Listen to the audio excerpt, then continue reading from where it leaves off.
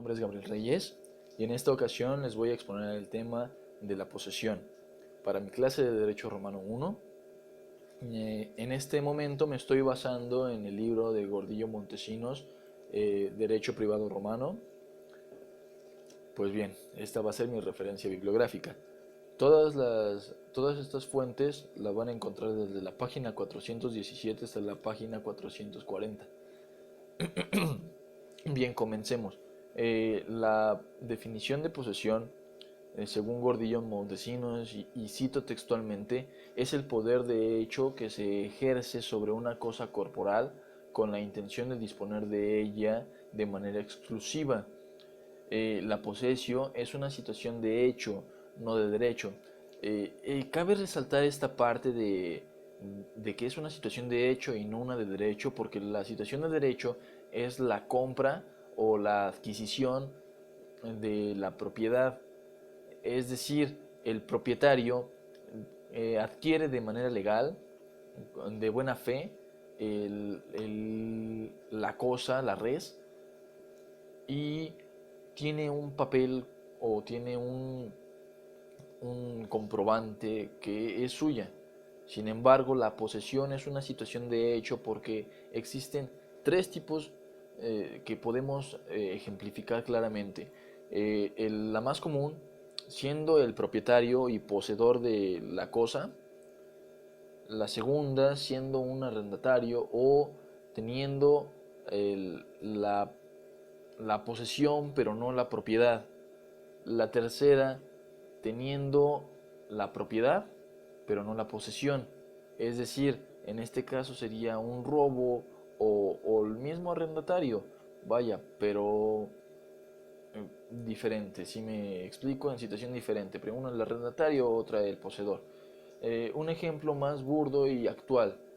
Yo, por ejemplo, compro en algún establecimiento, en la tiendita de la esquina, por ejemplo, y tengo un comprobante de mi compra. Entonces yo soy el dueño, soy el propietario de ese artículo, de esa res, de esa cosa.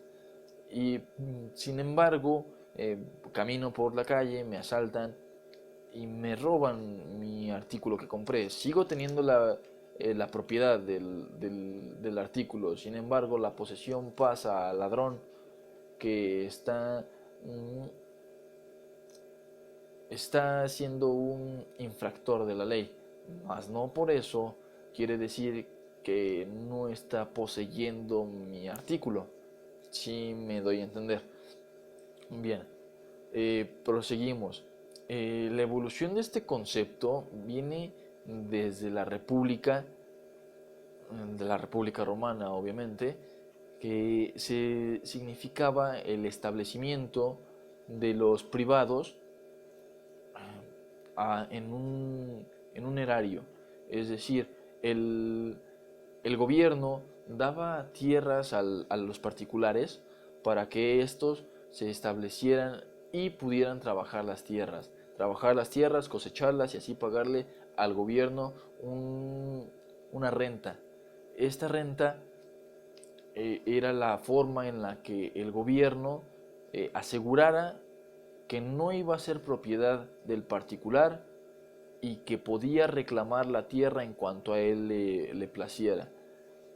Sin embargo, había dos tipos de préstamos, se podría decir, por parte del Estado. El, el Estado romano le daba, le daba en renta las tierras que ya eran trabajadas, es decir, las tierras que ya daban cosechas, que ya habían sido trabajadas, que ya estaban en posesión de una persona, se las daba en renta.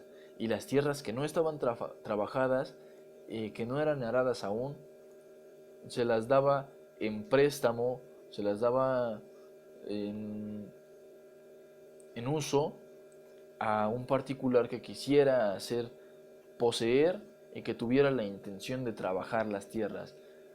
Así, de esta manera no iban a ser de él, no le iban a cobrar una renta, no le iban a cobrar impuestos, pero le, tampoco podía ser de él, tampoco podía reclamar una propiedad, ya que el gobierno le está prestando temporalmente. Bien, continuamos. El ser un propietario, el ser un poseedor tenía ciertas ventajas. Varios de estos efectos jurídicos ventajosos viene siendo también que a partir, ya no digamos del Estado, tierras, a partir de un préstamo, por ejemplo, con un propietario, de manera ininterrumpido, este podía ser acreedor a la propiedad. Es decir, si cumplía todos los requisitos para tener la propiedad, es decir, ser ciudadano romano, tener buena fe, etcétera. Este podía adquirir el feudo, bueno, perdón, el feudo no, porque no era de la época.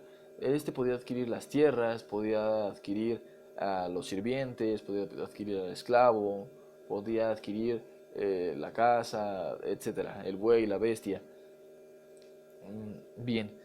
Y también servía si cuando la persona eh, en posesión era sentenciada, este en el litigio tenía que ser,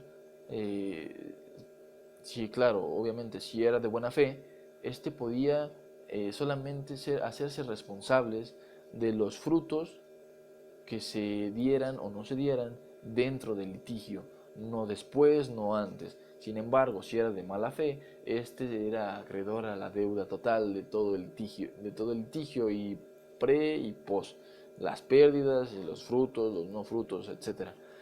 Bien, también una de estos goces es que si era demandado por el dueño o por una persona que se decía ser el dueño de esta propiedad, él tenía el goce de que hasta el momento él era el propietario.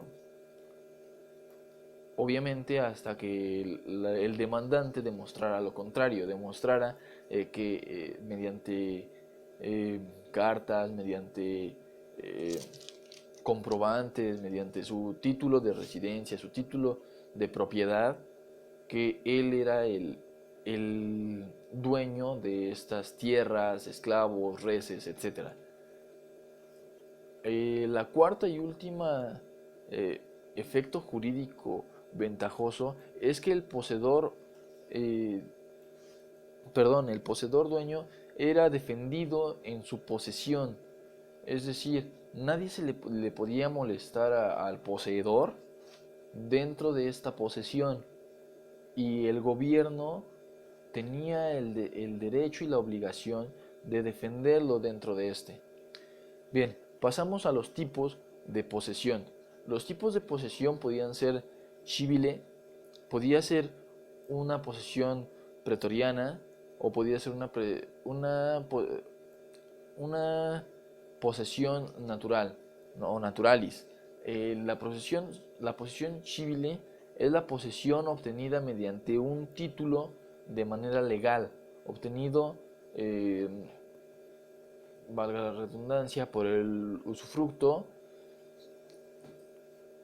que éste le generaba, eh, la compra, o compraventa de un bien inmueble, mueble, o una res o cosa, esclavo, etc. La posesión pretoriana es a partir de las cartas que el pretor le entregaba al poseedor, y que de esta manera se podía amparar o defender de cualquier persona o usurpador que viniera a reclamar la propiedad. Y la posesión natural es una posesión cualquiera, que no hay ningún propietario, no hay ningún poseedor, pero es tan natural como el aire. El aire puede ser poseedor de él, etc. Pues bien, creo que el tiempo se me ha agotado, no sin antes agradecer la atención prestada.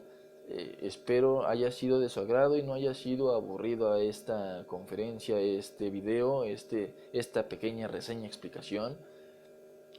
Y pues les agradezco mucho. La memoria de mi teléfono está por agotarse.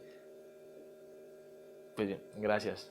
Mi nombre es Gabriel Reyes, del grupo 9103, clase Derecho Romano 1. Gracias, hasta luego.